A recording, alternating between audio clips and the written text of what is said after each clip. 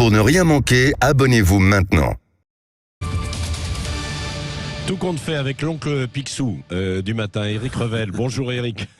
Bonjour Patrick, bonjour à tous. On sait finalement que c'est le 14 avril prochain que le Conseil constitutionnel va rendre son avis sur la réforme des retraites.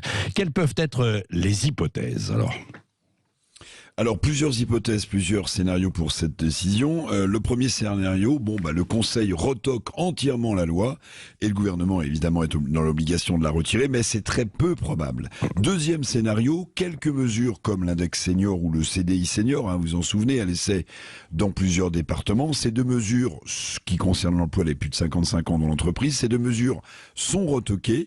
La loi sur la réforme des retraites n'est pas retirée pour autant, parce que ce sont des mesures à la marge. Elle entre en application en juillet prochain, comme prévu. Et puis, troisième scénario, peut-être le plus plausible, le Conseil constitutionnel retoque donc le 14 avril la façon dont le gouvernement a fait voter le texte, par une loi budgétaire et un 49.3, alors qu'il s'agissait d'une réforme des retraites.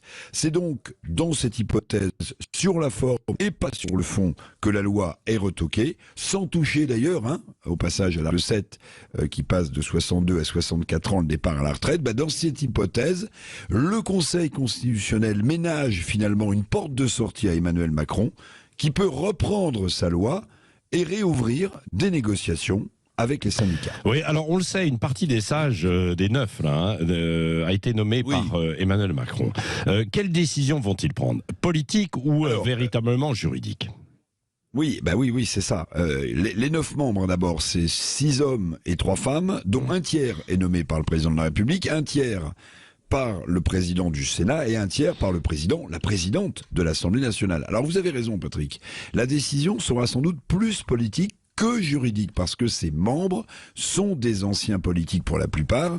Je vous rappelle au passage que ni Nicolas Sarkozy ni François Hollande, ancien président et membre de droit du Conseil constitutionnel, ne siègent par choix personnel. Donc oui, une décision sans doute politique, qui d'ailleurs peut rendre bien des scénarios, ceux que je viens de vous expliquer, compliqués finalement à imaginer le 14 avril prochain, parce qu'une décision politique, elle s'appuie sur des considérations politiques et pas forcément justement sur des considérations juridiques. Oui, c'est ça. Le Conseil devra aussi statuer sur le référendum d'initiative partagée. Est-ce qu'il est recevable ou pas, c'est ça?